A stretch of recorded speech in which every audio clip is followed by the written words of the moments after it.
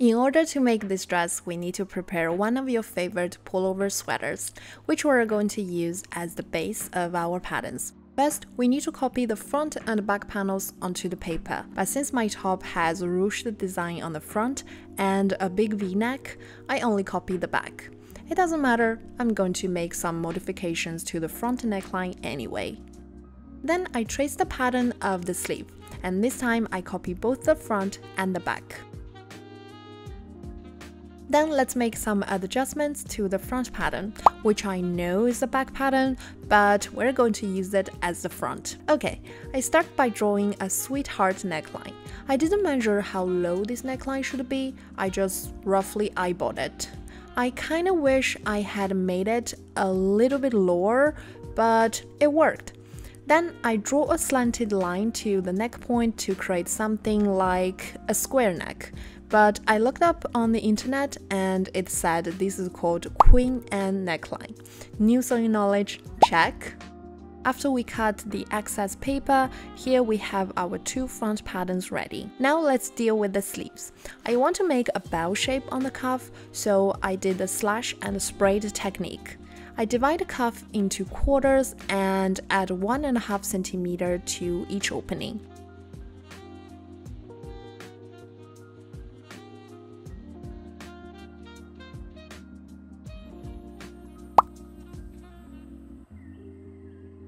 Then I extend the sleeves by 3 centimeters.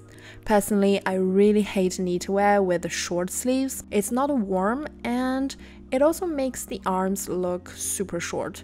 So this time I'm going to make a top with extra long sleeves. Eventually we end up with the two front patterns, one back pattern and one sleeve pattern. And both front and back patterns need to be cut on the fold. Now let's make the skirt. This time I'm going to draw the pattern directly on the fabric. I fold the fabric in half and draw half of the waistline in the middle. Then draw lines from both ends towards the bottom corners of the fabric. My skirt is 80 centimeters long, but this is just based on consideration of winter temperatures. A mini skirt is also a good choice if you like. It will look great with boots. Then I just need to fix the shape of the waistline and the bottom edge to, round them out. Then cut out the whole skirt and we're done. Well, after we cut out all the patterns, we can finally start sewing. But before that, we have to do a little bit of preparation. For this kind of jersey fabric, it is best to use jersey needle or stretch needle. This can effectively reduce the chance of skipping stitches. Then is to choose the stitch type. I know most of people like to use zigzag stitch, but me personally, I still prefer the straight stitch, especially when it comes to the top stitching. So I use this number 10 stitch on my sewing machine. You can check yours. The sign is 3 dotted lines.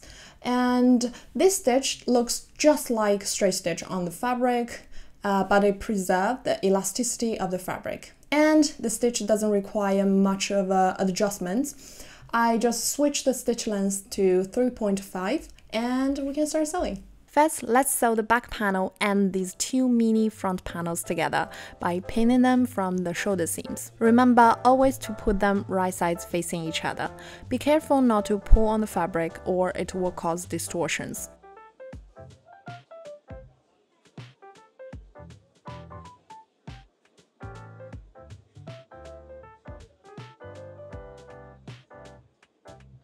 Here we're going to add binding to the neckline. First of all, you can see that the binding tape is a bit shorter than the neckline. Then I fold the binding tape in half and mark the center with a pin. Then fold it again in order to divide it into 4 equal parts. And do the same for the neckline. It doesn't have to be precise, just measure out the approximate length. Then also mark all the center points with a pin. Then I pin the binding and the neckline together by matching the marks so that we can make sure the tension is evenly distributed. You should also gently stretch the binding tape as you sew to get it fits.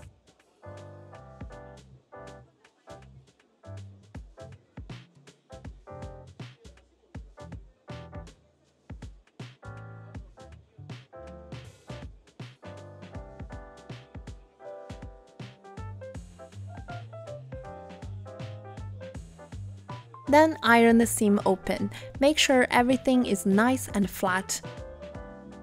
Then cut off the excess seam allowance. Then I fold the binding inward and iron it flat.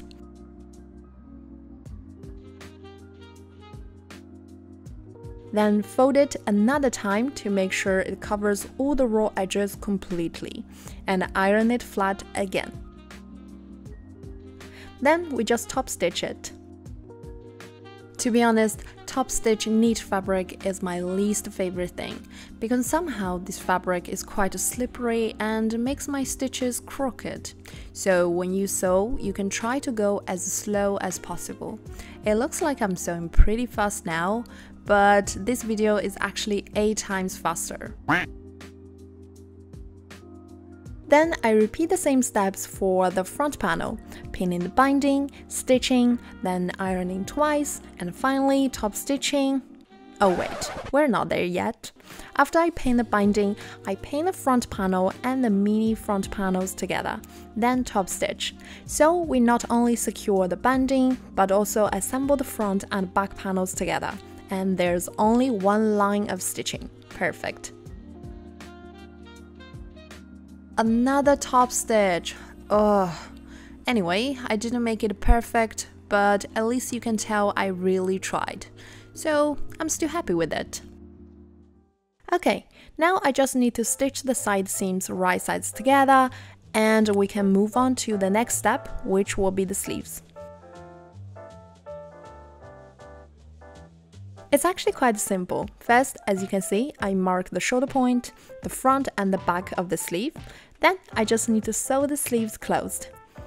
Make sure to do it right sides together. Then I tuck the sleeve into the armholes and pin them right sides together from the inside. Pay attention to match up the shoulder points and the underarm points. Then sew them together.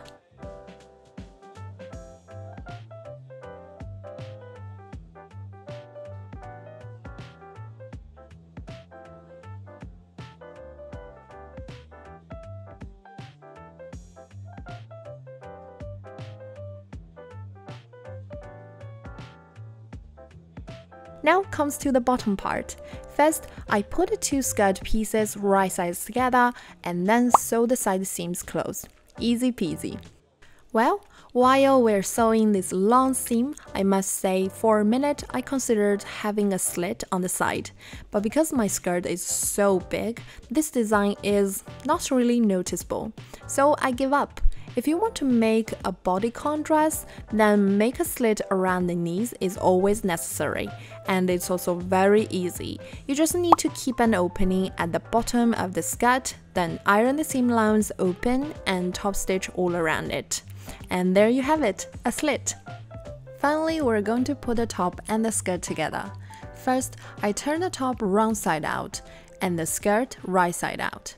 Then I tuck the skirt in through the neckline, pin the 2 layers together at the waistline right sides facing each other.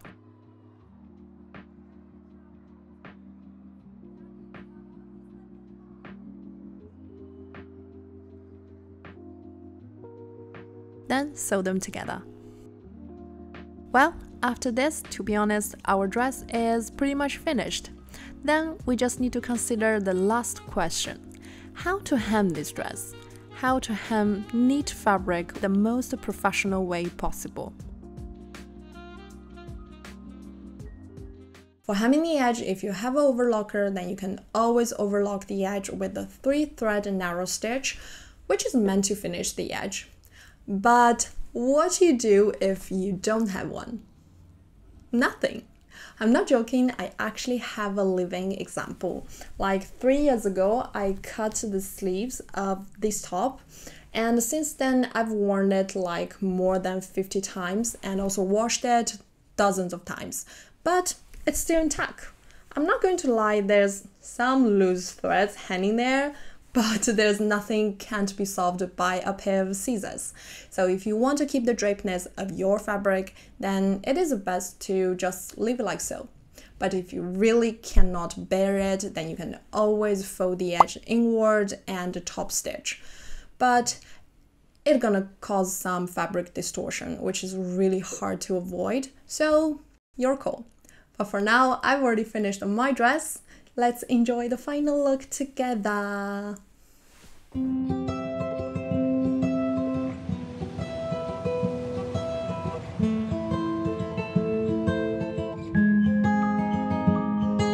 If spring is the season that wakes me alive, then fall is the season to contemplate life. Oh, yeah. I don't know what is it exactly in this time of year. Well guys, what do you think of this dress? I even did a new haircut for it. I was going for a mysterious, casual French chic, but now I highly doubt it. But I still love the dress. Tell me how you feel about the dress and my hair in the comment section. If you like any of them, don't forget to like this video and subscribe to my channel. So see you next time. Ciao!